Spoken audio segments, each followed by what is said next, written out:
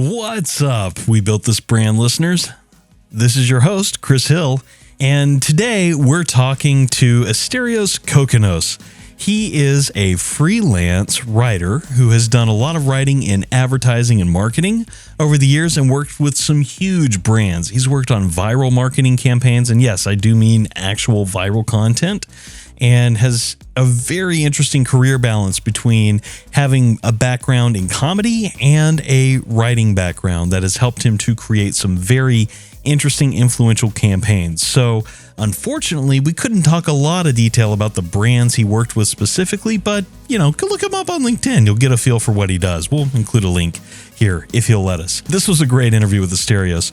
It's very wide-ranging, so be prepared. We go all over the place. We talk about what makes content viral, how he got his start in advertising if he was a stand-up comic in LA, how did he end up in New York, and everything that happened in between. It's quite the journey that he's had with his career, and we talk a little bit about that. We also talk about what it takes to be edgy in this day and age, and why it's better to play things safe, or frankly, why it's not better to play things safe, and when to take risks and when not to within advertising. So overall, I really enjoyed this conversation, and I think you will too. So let's get into it.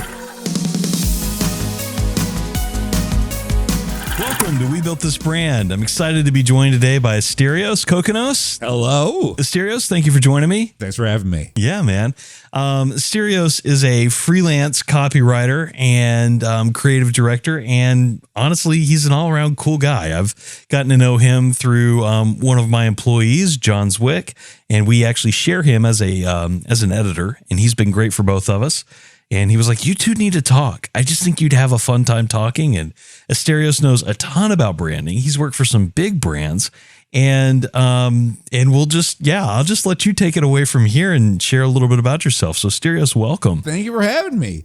Yeah, look, if you want to know about me, I'm a copywriter. I'm a creative director. I'm like an advertising guy. And I've worked for some of the biggest brands on planet Earth. And I cannot tell you their names, but you've heard of them. You might be drinking them right now. These products may be in your house, improving your kids' health and safety. Look out for these great brands.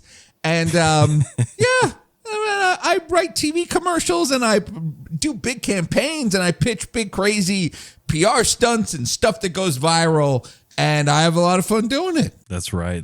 So we're going to dive into a lot of that tonight and talk about the creative side of branding, the creative side of marketing, creating these campaigns and doing all of that. So let's start way back. What did you really want to be when you grew up, when you were a kid? Well, when I was young, I thought it'd be pretty cool to be a baseball player. Didn't work out because baseball players are notoriously uncool. They're just... I don't know. There's not a lot of baseball player swag, basketball players, football players. Look, with basketball and football players, they're like the elites. They're immediately celebrities. And then with hockey players, it's like the working man's profession. Oh, they make good husbands. Baseball players, you're stuck somewhere in the middle. So it didn't work out with baseball. So instead I started doing comedy, stand-up comedy, things like that. And I was like the only Asian American stand-up comedian in Los Angeles who had the build to play Genghis Khan in a series of viral videos for Hungry Man dinners where Genghis Khan time travels in a magical freezer to the far future and discovers Hungry Man dinners and thinks they're awesome. Wow. I can actually see it though now that you say that. Google Genghis Khan, Asterios Kokkinos. I think you'll see a lot of pictures of me in a $10,000 costume. And that costume cost way more than I did. And so they were like no other Asian American comedians who were like beefy in town. They were all too tiny. So I just got the part. Like I didn't audition. Like they just gave me the role, and I was like, then I will do it. And then they were like, well, you're a comedian. Why don't you write some of these viral spots too? And I was like, yes, I will. And then that agency hung on to me. And then I hopped from there. I got recommended somewhere else. And then the next thing you know, it's going on like 15 years of advertising just because I happen to be stocky enough. Yeah, that's wild. So you were doing comedy in LA, it sounds like. And it sounds like you had no anticipation, no desire to go into advertising at first either. Well, how do you get in? Right. That's the weird thing where it's like, look, you get into advertising because you went to college with someone and then their dad worked in advertising. Like, otherwise you can't, like, I don't know, you can get an internship, which no, it's like, well, if you're poor, then no, you can't do that. Like, you can't like choose to work for free in the most expensive cities in America. So it's like, look, I got lucky. Like, I fit a need at a certain time. And then I got my foot in the door, and I've kind of, been in the door since. That's awesome. I mean, there's a lot of need for humor, obviously, in advertising to draw and attract attention. And I'm sure having those comedy chops really helped with that. It is fun to be able to be the most fun part of someone's day. Like, to go in and pitch a big, crazy comedy thing, even if they don't buy it. They're like, look, I may not like that thing, but I like those guys. And then, I don't know, something comes along and we can work together on that. We work on that. It's like, no one wants to watch an ad. So what's in it for us? Like, either blow my mind with this incredible product or be funny or something. And it's like, for a lot of brands, clearly the answer to the question of like, how can people pay attention to me is to, be funny, be outrageous, be humorous. And I don't know, it's worked for me for a while. I've stayed employed. And we all love employment, don't we? Yes, we do. It's good for surviving, I guess. But that's really cool. So you've done a lot with comedy. You've done a lot, like the branding piece. The thing that I'm really curious about, you say viral videos. How did they know they were going to go viral? I mean, I feel like, at least for me, living in East Tennessee and a more rural community, I hear people say viral and we hear them say go viral. It's not viral, it's viral. And they really think that anything halfway funny is going to all of a sudden get eaten up by the internet and be amazing. But how do you become a part of something like that? And how do you create that? Is it just magic or money or what? Well, the interesting thing is, it's like, I almost stuttered when I used the phrase viral video to describe like my first advertising job, because it was before we had the term. Like, there wasn't the term viral video or like internet videos. It was like, did we upload them to YouTube? I forget where they lived on like a weird Facebook and a MySpace page. But look, if the question is, how do you get something to go viral right now, today in 2023, it's to do something easy to describe that somebody cares about. Like, it can be the dumbest thing in the world. It could be like, what's it good? Okay. Yeah. Look, there are these kids, and for 20 years, they've wanted this like Nintendo game called Mother 3 translated from Japanese. You know about this? Mm-hmm, I do. Can you explain this? Would you like to hop in? I don't know how well I know this. I just know the Nintendo fandom, and I know that the Mother series is a big series. And yeah, there's this one game that's just never been translated into US, and it's like, I swear every time I'm on Reddit or something in some Nintendo forum, they're like, oh, we're going to bring this retro game in. Please let it be Mother 3. And it's like, okay. Yeah, that's it. That is exactly right. You know about as much as I know about this thing. Okay, good. Which is that other people care about it. Exactly. So it doesn't matter. Well, let's say your gum. Let's say your Big Red Gum. Big Red Gum presents like the Big Red push to save Mother 3. And it's like, I don't know, we get a bunch of signatures and we make a commercial and we donate a bunch of charity money to save big redwood trees. Some crap. But like, that's what it takes to go viral, is like, you gotta like do something that people care about. There are these kids that really do care about Mother 3 being translated. They really do care. And it's like, if you solve their problem, they will buy your gum or your tanning spray or your car forever. It's like these links don't even need to be very close. You don't need to be like a Mother's Day greeting card company, or like, you don't need to be like promoting like 3 of something. It should be anything.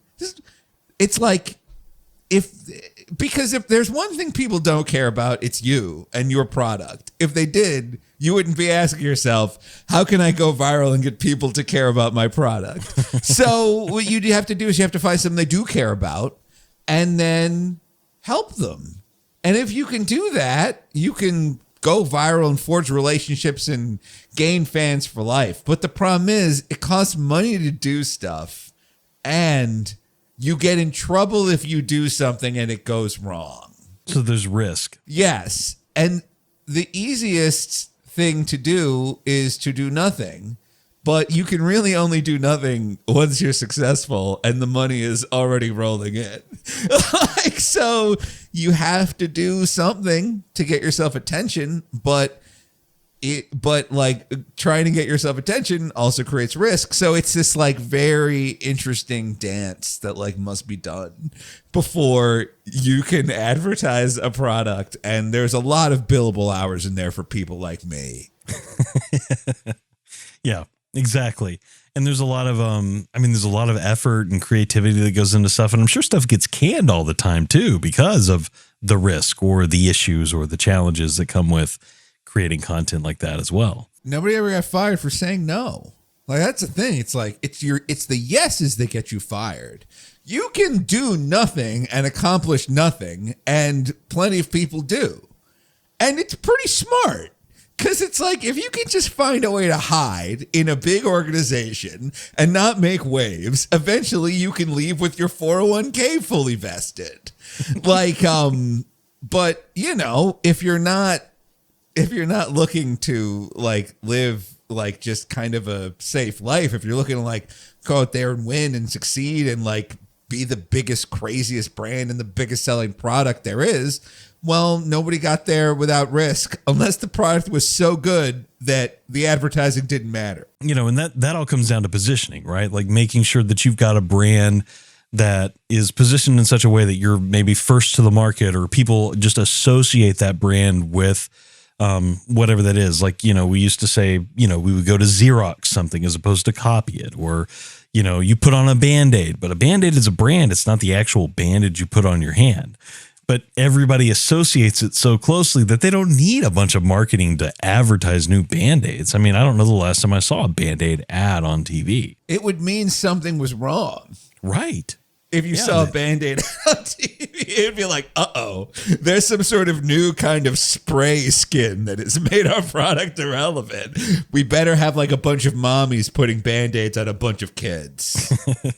I have them all over my house, by the way. I have 2 young kids, and they think they're stickers. They are stickers. They're not doing anything. They're just there to make the kid feel like something got done. Exactly. Most of the time you're exactly right too, because it's like they got a tiny little scratch that didn't even break the surface, but there's a Band-Aid on it. Yes. Look, what you're selling with the Band-Aid is you're selling the end of the story. Right. And it's done. There we go. We kissed it, blah, blah, blah. Look, if you're in a situation where you need more than one Band-Aid, it means you're dying. Right. Like 2 Band-Aids is not the solution to what one Band-Aid couldn't fix.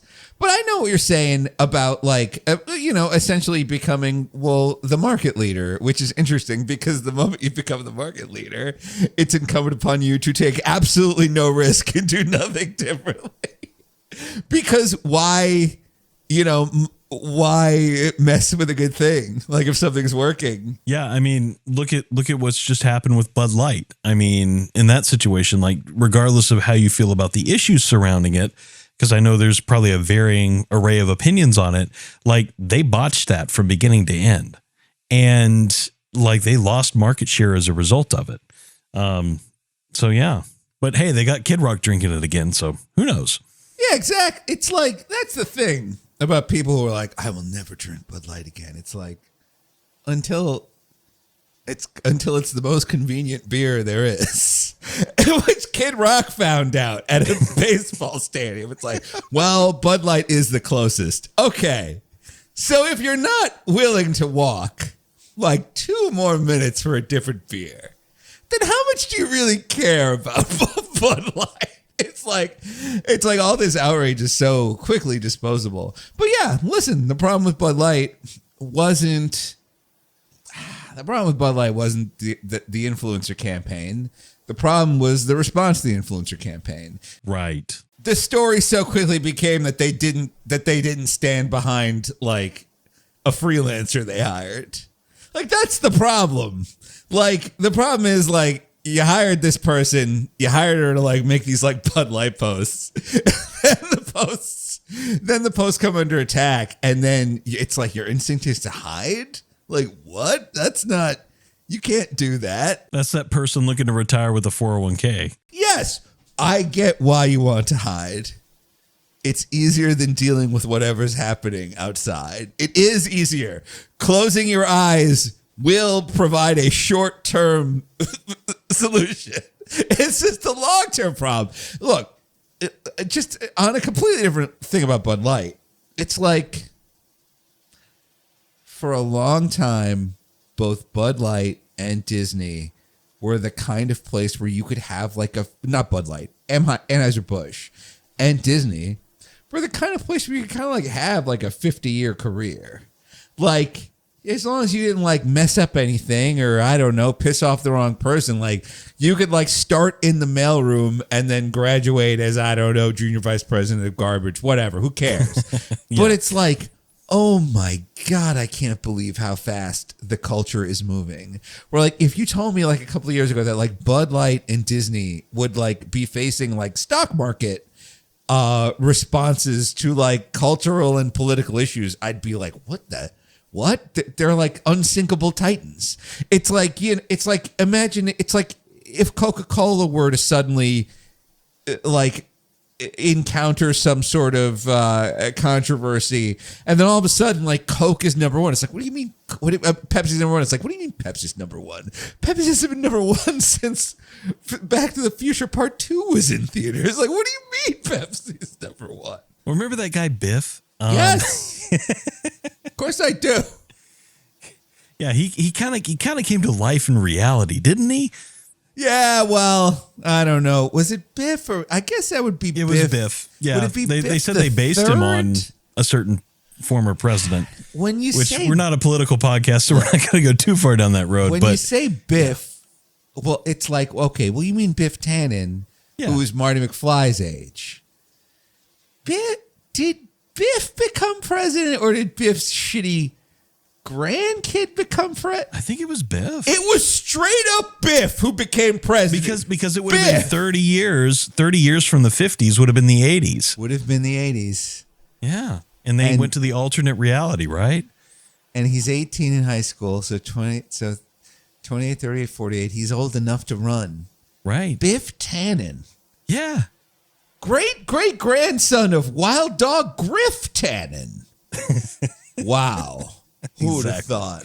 Exactly. To the highest. But listen. But anyway, it's like, what do you mean Coca-Cola's got? Who made that commercial with the Jenner kid where they got pissed off about the cops? Oh, I forgot about. Remember that there was like a Jenner, like a Kendall Jenner Pepsi commercial. Oh, yes, the Pepsi commercial. Yes. Mm-hmm. And that was like the most cringeworthy political statement. It didn't matter what side of the aisle you were on. That was just awkward. It was just so poorly done. And yeah, in bad taste, almost as bad as Pepsi. It's like if Coke had done that, would that have been it for Coke? Like, I have no idea how Coke has survived because of those commercials. Remember those commercials a year or two ago where like someone's grandma ghost in the painting helped them cook Thanksgiving dinner? No, I'm not remembering that one, to be honest with you. You didn't see the Coke commercial. Like, sorry, I keep mixing up these two. Great products. I can't. No, I really don't remember that. You one. didn't I'm sorry. see the Coke commercial where the grandma ghost in the painting helps Thanksgiving dinner get made. I did not. I'm gonna have to look this up now. It happens, and I'm watching this, and I'm like, "What do you mean that grandma ghost is?" And then it's for Coke. It's like, what are you doing? What is this? I think that's the thing with these giant brands where it's like most of what they make is like stuff that's very hard to object to. It's kind of like you really got to think about getting pissed off at this grandma ghost ad. Are you seeing the grandma ghost? I am I'm seeing some stuff, but I'm not seeing. I don't know. I don't want to click through these while we're talking. Okay. That's okay. Don't want to get too distracted, That's but yeah, all I right. think Coke gets sentimental in the holidays. Yeah. Yes. There's a painting. Okay. She's looking on. She's like, you did it. She's like, I may be dead, but Thanksgiving lives on thanks to you and Coke.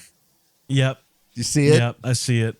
Okay. It's like, what? Yeah. It's I mean, Yeah. when I think of Coke going viral, like talking about the risk factor, like I've noticed like they've done some things with like programming. It was several years ago, like programming a Coke machine to like give Cokes away. Oh, the happiness project. Yes. Yes. The machine. Like it's safe. They play it safe. It's fun and viral, but it's safe. Who's going to get offended at the happiness project? We're running out of room we're running out of safety room. And the thing is, like, if you're playing safe, you better be making that money. God bless you, Coca-Cola. You keep raking it in. You know, as we talk about creativity, as we talk about, you know, the safe side, what about the brands that don't play it safe, the edgier stuff that comes out, like the people that really ride the line? How do you, I don't know, have you written anything of that nature that you can disclose? I can't disclose anything, and I never will. Oh, But, no. listen, I will say this. Let's talk around it. Listen, I will say this. I don't know if there are any brands right now that are like, because it's like, it's the appearance of edge, but it's not edge. It's not like actual transgressive stuff that could get you in trouble. It's stuff that like appeals to like a kid who wants to like a danger, but not too much. You know, like a Hardy Boys mystery. They're not gonna get tortured. They may get roughed up a little, these Hardy Boys, but then you just gotta send them a message. Stay out of Riverdale and stay off this case. I'm telling you right now, what's happening with the Lodge family fortune is none of your business. That's right. I am pitching a Hardy Boys Archie crossover for no reason. I'm trying to answer a question. Yeah. Edgy brands. I mean, I think of like Liquid Death when I think of like quote unquote edgy, but kind of meet that description you're talking about of like. That's exactly what I'm talking about, where it's the appearance of edge, but it's not actually edgy. Yeah. No, it's not really, but it's death. So it sounds really edgy. No, it's nostalgic. That's the thing. Death metal 80s, like horn hands hair rock is the safest thing you could be now. I mean, it's basically Gwar. Yes. It's liquid Gwar is what Yes. it is. Especially if you've seen their mascot and their characters and stuff, man. I agree.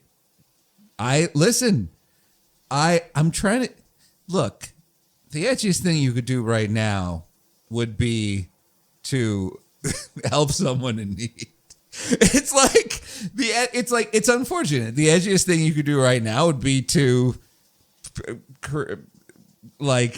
create products and services that help the distressed community. It's like the biggest issue that we're facing right now as a country is like the migrant crisis. It's like, oh, okay, but no, that's political. All right, well, global warming, that's political. Can we help gay people? That's somehow political too. And it's just like everything's political to the point where you're like, how about a movie about Barbie? And it stars Barbie. Oh, no, that's political. Believe me, that's political. And then they made that political. You're right. I didn't even think about that. Fight the patriarchy, man. People are upset about that. No, I forgot. I forgot that there was a whole outrage cycle about that movie, about that toy. Yeah, no, good point. I've withdrawn. Yeah. Yeah, I mean everything is political these days. I mean, they might as well make the next Lego movie everything's political now instead of everything is awesome. Yeah, exactly. Everything's political. Yeah, yes. It doesn't really go. But you get the idea. I do. Of course I get it. It's just it's insane trying to navigate that field, like being a copywriter and creating this kind of content. I'm sure you deal with that probably on a day in, day out basis, just thinking about how can I maintain creative control and navigate that field. So how do you navigate that? A lot of it is earned through experience. Luckily I've been in this game for a while, and it doesn't matter what it is. There's almost no chance it's going to get made. Like, it could be the safest or the most dangerous thing. It's just stuff moves too fast. Budgets get reallocated, and the person that was in charge of this thing gets fired or promoted. And now there's a new person, and they got to put their stamp on it. And so it's just like, in advertising, almost nothing gets made. And so there's almost nothing to lose by trying something big or crazy. Because if it's not going to get made anyway, it might as well not get made great.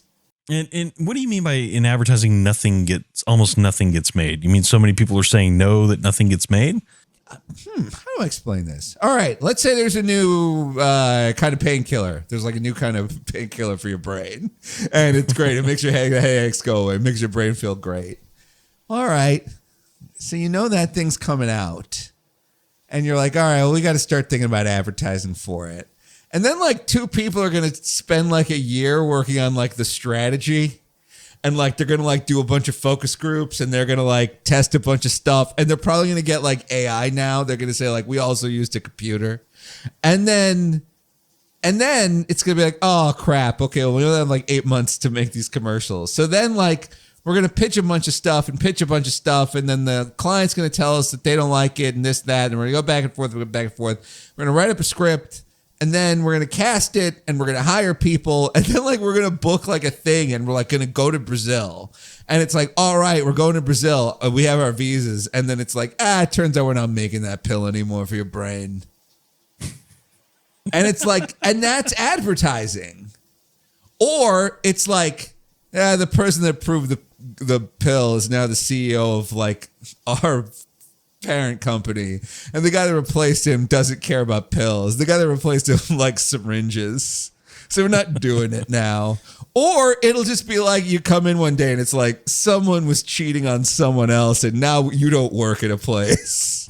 It turns out this whole place that you work for was owned by a weird family, and now the whole family's fighting, and we're all fired. It's that's advertising. What you pitch, the chances of it getting made are 0.5%. So have fun with it. Go in there and pitch your heart out and pitch the best thing you possibly can.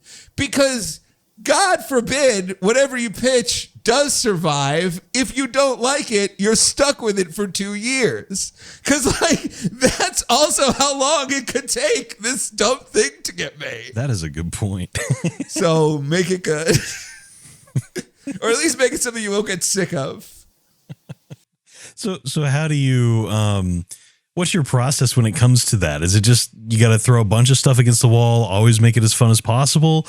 Do you have a thought process for this? How do you keep going in that regard? The fact that it is a team effort is incredibly helpful. The fact that you're in a room with a bunch of people and they are facing the same problem that you are. There's a blank page, and it's either fill the page or get fired. And so it's well, that'll make you fill a page pretty fast. But I mean, for me, I think it is just about coming up with as many ideas as possible, because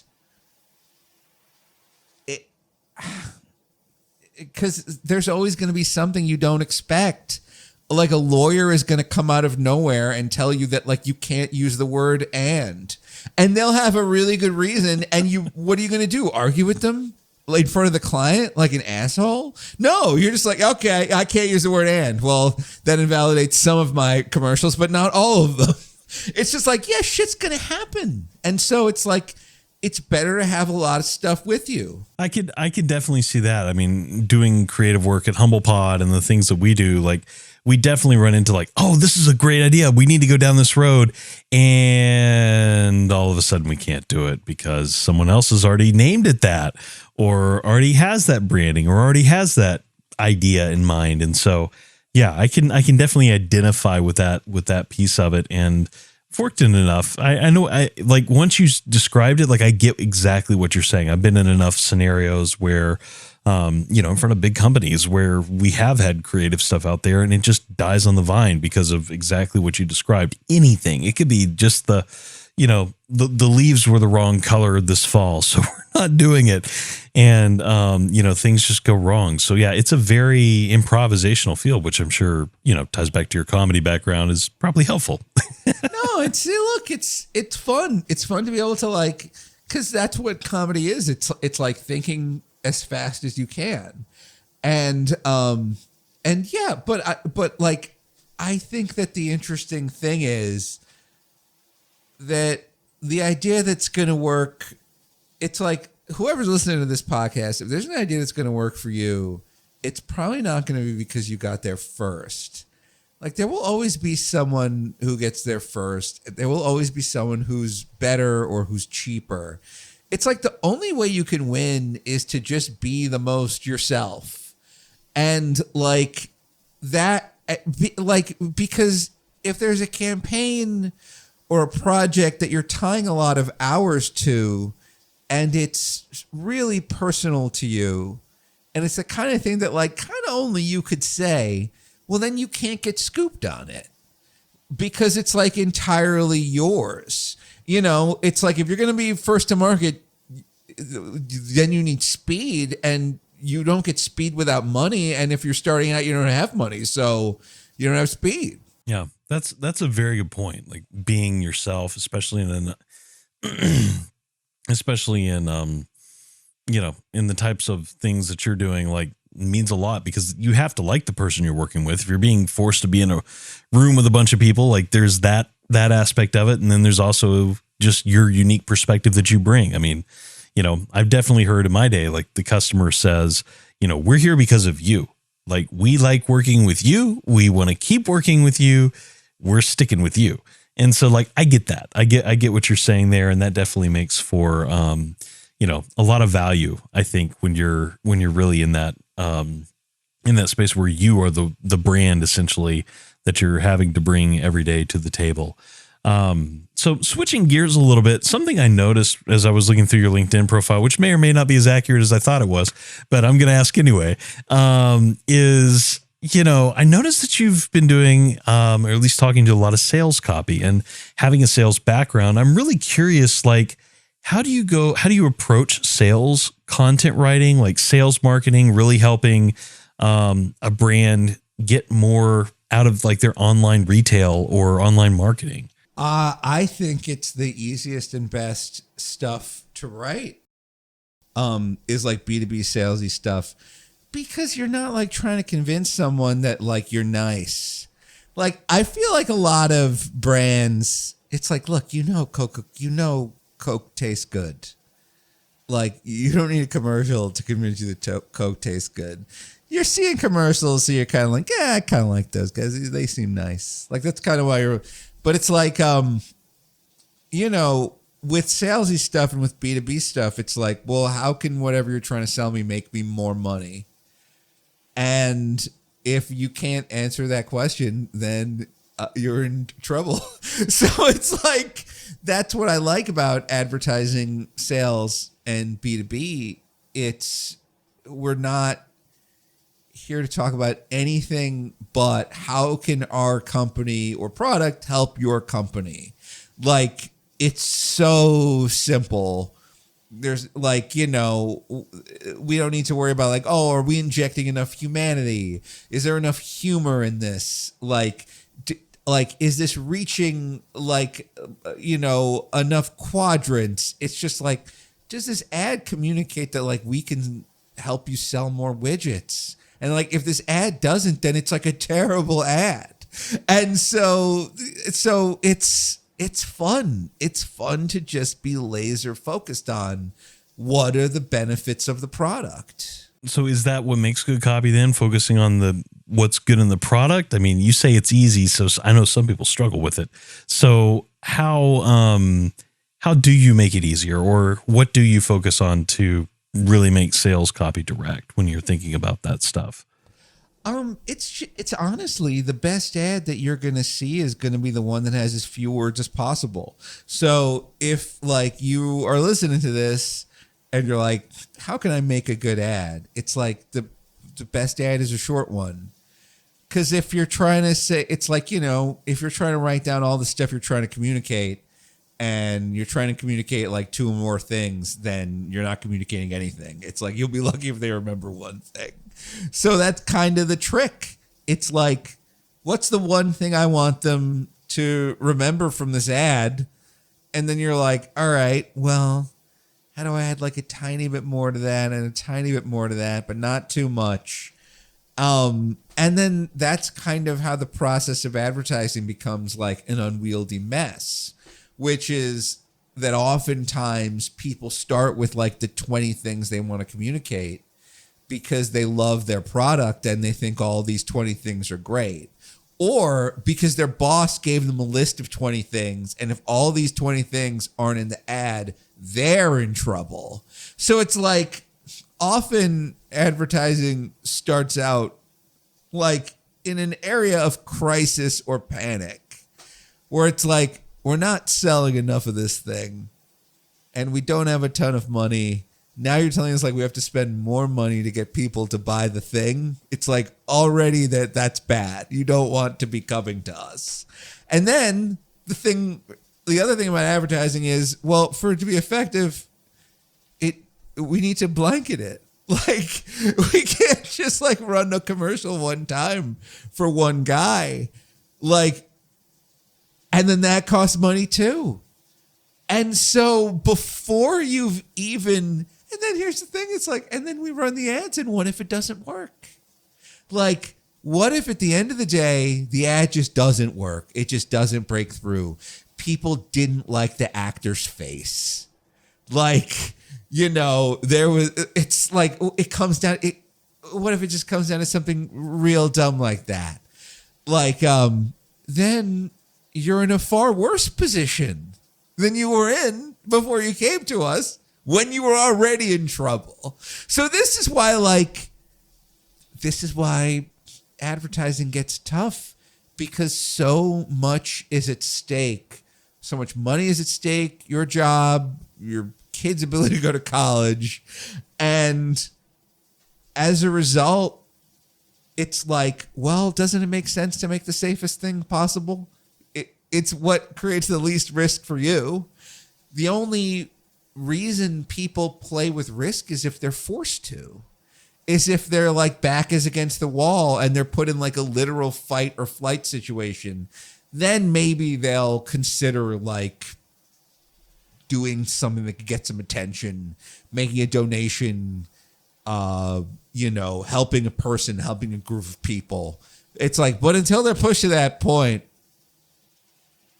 it's kind of easier to do nothing, which is kind of where we started with, where it was like Bud Light got into this situation, and it was easier for them to do nothing than to do something. And of course it's easier to do nothing. It's much easier. It just doesn't fix the problem. Yeah. We can all just stick our heads in the sand, but that's not really going to help the situation. Yeah. Yeah, man. So let's just do nothing then. Yeah, exactly. Let's just play it safe, not make any waves, and just do nothing. Why take a stand? Yeah. Unless you want to get people angry. Which you don't, unless you do. Unless you do. Unless that's somehow linked to a sales goal of yours, is riling up an audience. That's right. That's our goal today, is to make people angry. Exactly. It works. Yeah. Make us the most hated brand in some political party. That'd be awesome. Yeah. And people kind of live on that too. There's that other side of it. But that's crazy. But anyways, well, very cool. Very cool. I mean, that kind of brings us to the end. I've got one last question for you, Asterios. Okay. And we will go from there. And that last question is, what is a brand you're in love with right now and why? Oh my goodness, that's a good question. I really like the brand DraftKings. Really? Yeah. They advertise everywhere and they do it in a very clever way where they're in the background and they're not super annoying about it. And like they'll do fun stuff where they'll be like, you can for free gamble on a professional wrestling match. And it's like, that's very silly. It'd be like betting on the finale of Breaking Bad. Like, who's going to live, who's going to die? It's like, what do you mean I can bet on fiction? It's like, no, you can bet on fiction now. And I like what DraftKings does with influencers. I think that like they hire celebrities and like, I think they hire athletes who are credible. And like when they give predictions, I do get the sense that they wrote those predictions. Someone didn't write them for them 10 seconds beforehand. So even if they are fake, they're fooling me. And so they're doing a good job. I think that their product look and feel is so simple and clean. Just the green and white. It's everything DraftKings is doing right now, I think is fantastic. And do they have an IPO? Are they huge now? Are they like the biggest company? No, that's actually a good question. I think I'm going to look this up. DraftKings IPO. Let me see if they. They went public a year or two ago. Yeah, that doesn't surprise me. They're doing a good job. They are.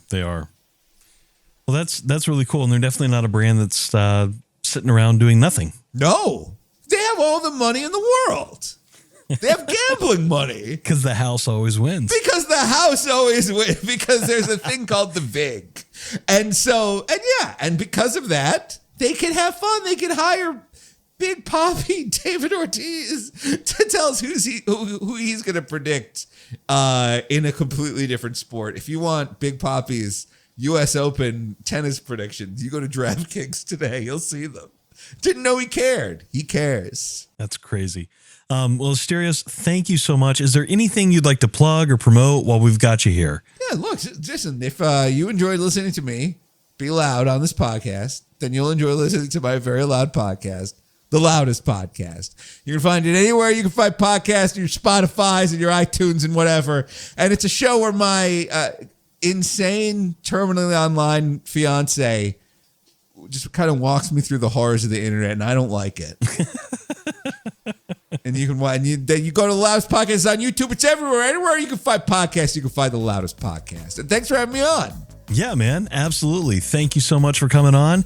And with that, we'll wrap it up. Thank you. Yeah.